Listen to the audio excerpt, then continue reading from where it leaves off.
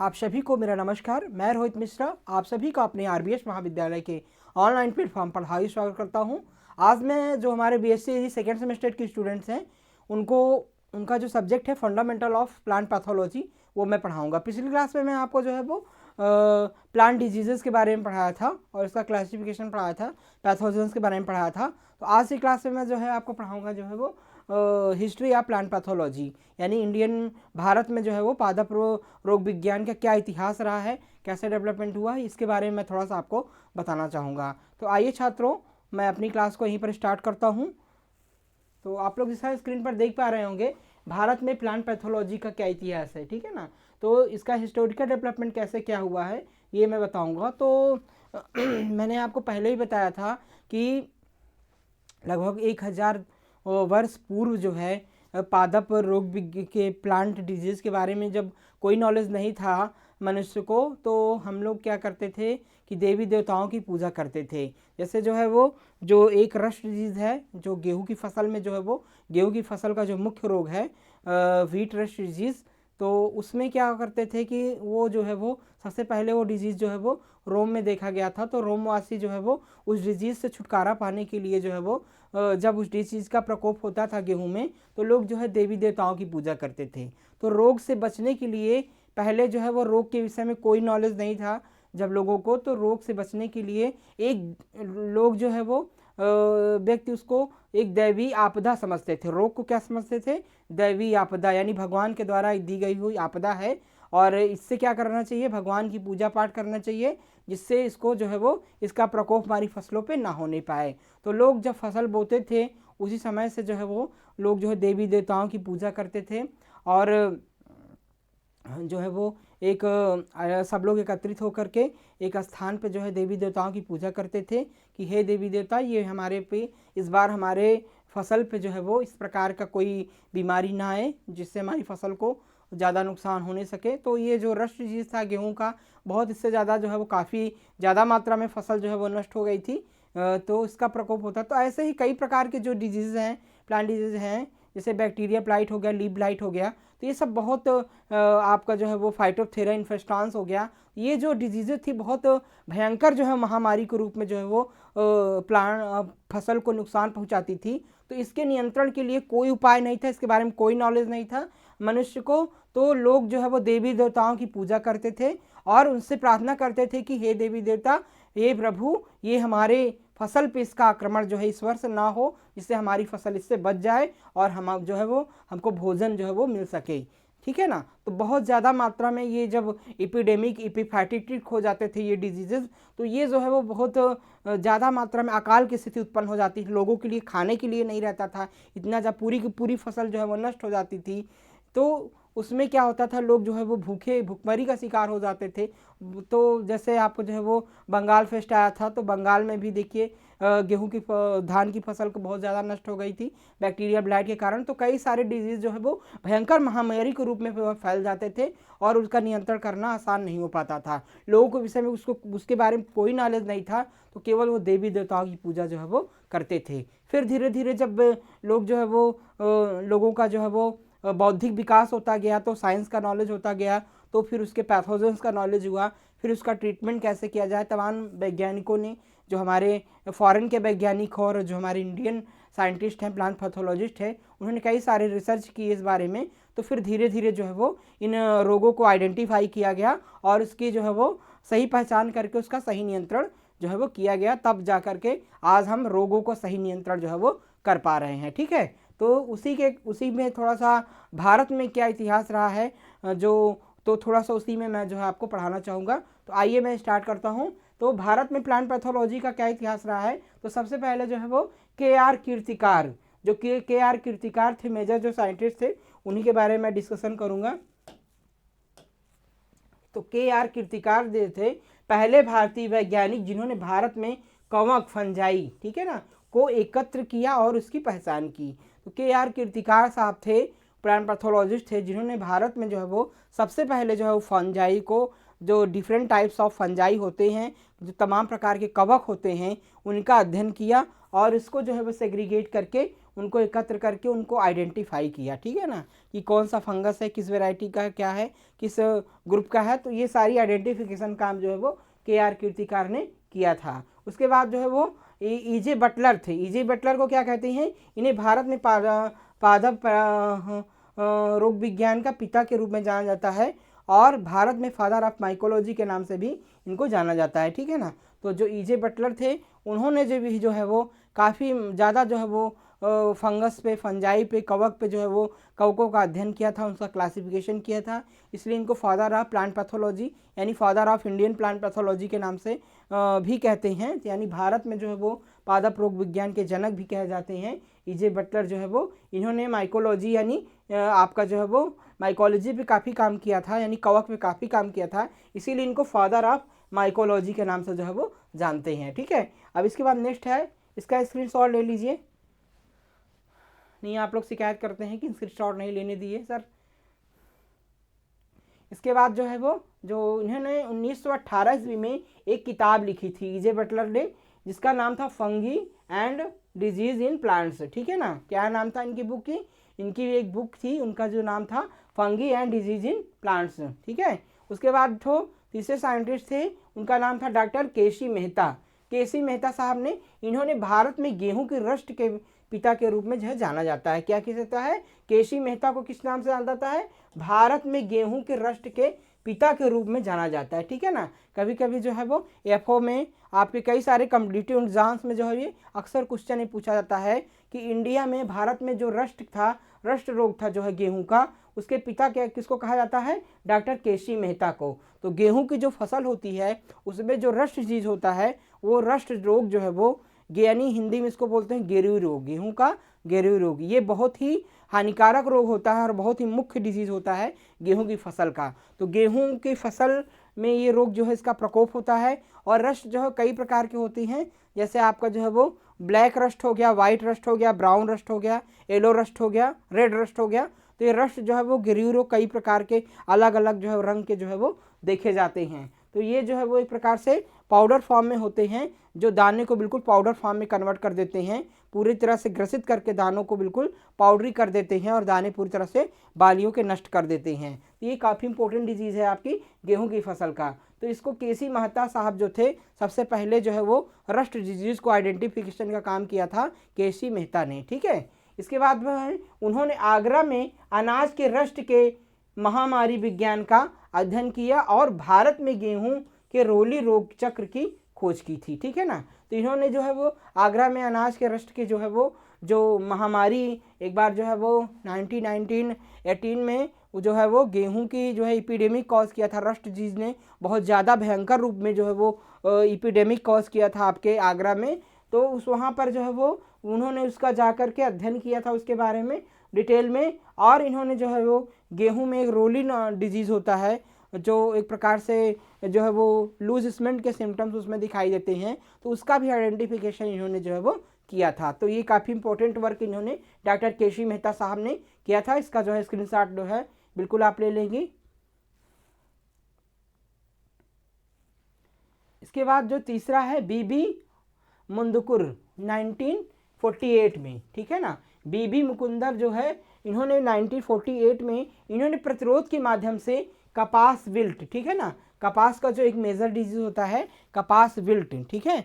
तो कपास विल्ट का जो है वो इन्होंने प्रतिरोध के माध्यम से कपास विल्ट के नियंत्रण पर काम शुरू किया था, ठीक है। तो BB मुकुंदर ने जो है जो कपास की फसल में जो प्रतिरोधक क्षमता है उसको विकसित किया था, ठीक है ना। तो जेनेटिक इंजीनियरिंग के माध्यम से इन्होंने कपास की फसल में जो है वो प्रतिरोधक क्षमता डेवलप्ड किया था, किसके प्रति, कपास विल्ट के प्रति। कपास की फसल का काफ़ी एक मुख्य डिजीज होता है जो है आपका कॉटन विल्ट, उसको जो है वो उसमें जो है रेजिस्टेंस कैपेसिटी डेवलप किया था। इसके इस डिजीज़ के प्रति जो है वो रेजिस्टेंस कैपेसिटी जो है वो डेवलप्ड किया था, उसे नियंत्रित करने का काम किया था। और क्या किया था, इन्होंने अपनी पत्रिका जो है वो इंडियन फाइटोपैथोलॉजी के साथ IRI नई दिल्ली में इंडियन फाइटोपैथोलॉजिकल सोसाइटी की स्थापना की थी, ठीक है ना। तो ये भी बहुत महत्वपूर्ण कार्य इन्होंने किया था, ठीक है ना। तो इन्होंने जो है वो इनकी एक जो है मैगजीन थी जिसको नाम था इंडियन फाइटो पैथोलॉजी, और उन्होंने के साथ जो है वो IARI नई दिल्ली में इंडियन फाइटोपैथोलॉजिकल सोसाइटी की स्थापना की थी। तो ये क्या था, इंडियन फाइटोपैथोलॉजिकल सोसाइटी की स्थापना किसने की थी, BB मुकुंदकर ने 1948 में की थी। ठीक है, इसकी स्थापना की थी इन्होंने, और इनकी एक पत्रिका थी इंडियन फाइटोपैथोलॉजी। ठीक है, ये बिल्कुल याद रखना है, पॉइंट काफ़ी इंपॉर्टेंट है आपके लिए। इसके बाद जो है वो इन्होंने एक पुस्तक फंगी एंड प्लांट डिजीजेज की लिखी थी। ठीक है, तो इन्होंने भी एक बुक लिखी थी, इसका नाम था फंगी एंड प्लांट डिजीजेज। इसके बाद हम आगे बात करेंगे अब पौधों की बीमारी का वर्गीकरण। तो ये एक प्रकार से कुछ ये इंडियन पैथोलॉजिस्ट थे जिन्होंने आपके जो है वो प्लांट पैथोलॉजी पे वर्क किया था, तो उनका मैंने छोट में डिटेल दिया। उसके बाद बात करेंगे पौधों की बीमारी का वर्गीकरण। तो इसको हम क्या कह सकते हैं, क्लासिफिकेशन ऑफ प्लांट डिजीजेज। क्या कह सकते हैं, क्लासिफिकेशन ऑफ प्लांट डिजीजेज।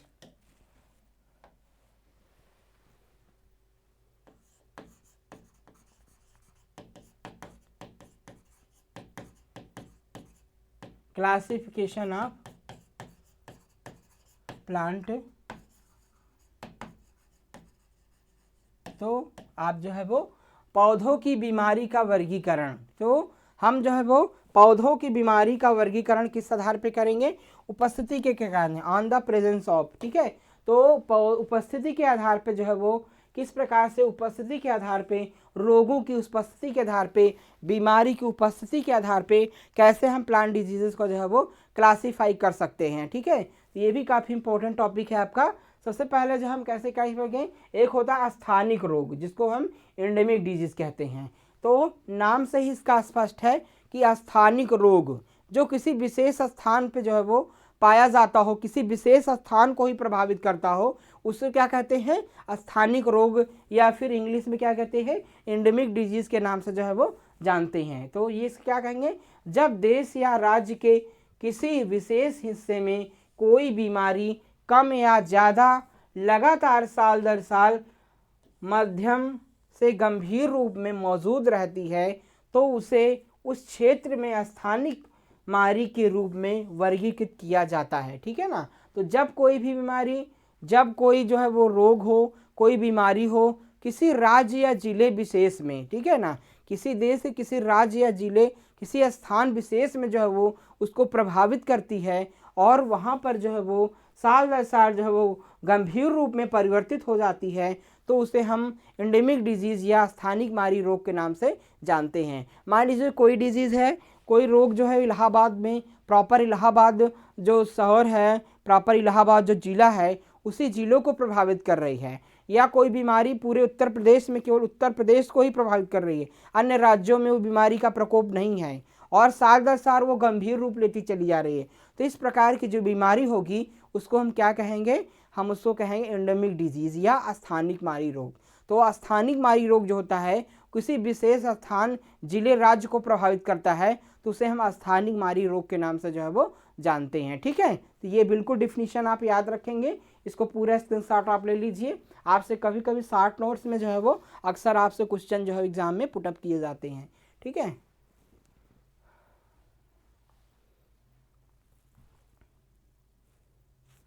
इसके बाद जो है वो स्थानिक बीमारी शब्द जो है वो अर्थ प्रचलित है और एक विशेष देश, जिले या तक सीमित है, जैसे आलू का मस्सा रोग। तो जैसे आलू का एक मस्सा डिजीज होता है, तो वो जो है वो किसी विशेष स्थान पे ही पाया जाता है, हर जगह जो है वो नहीं पाया जाता, किसी विशेष स्थान को ही प्रभावित करता है। तो ये फिर एक एग्जाम्पल हम जो है वो दे सकते हैं। दूसरा जो है वो महामारी या संक्रामक रोग। तो संक्रामक रोग या महामारी या फिर इसको एपिडेमिक डिजीज कहते हैं। क्या कहते हैं, एपिडेमिक डिजीज।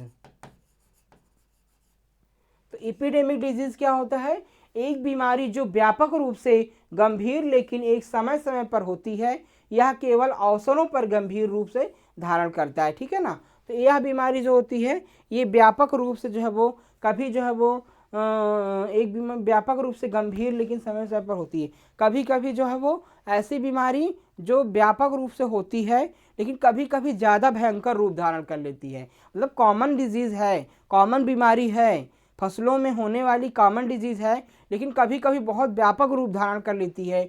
वो किस वजह से होता है, जब कोई बीमारी कोई फेवरेबल इन्वायरमेंट प्राप्त कर लेती है, कोई विशेष पर्यावरणीय दशाएं हैं जो विशेष दशा को प्राप्त कर लेती है, तो वो भयंकर व्यापक रूप से फैल जाती है, एक भयंकर रूप धारण कर लेती है, फसलों को ज़्यादा मात्रा में हानि पहुंचाती है, तो उसको हम क्या कहते हैं, संक्रामक रोग कहते हैं या एक महामारी कहते हैं। ठीक है ना। जैसे मान लीजिए कोई कॉमन बीमारी हो जो अक्सर मतलब प्लांट पे, पौधों पे पाई जाती हो, लेकिन वो अचानक कोई भयंकर रूप धारण कर ले, ज़्यादा मात्रा में फसल को हानि पहुंचा जाए, तो उसे हम महामारी के नाम से या संक्रामक रोग के नाम से जो है वो जानते हैं। इसके कुछ एग्जाम्पल हैं, जैसे आप देखें गन्ने की लाल सड़न, आलू की पछेती झुलसा, गेहूं की रस्ट। ठीक है ना।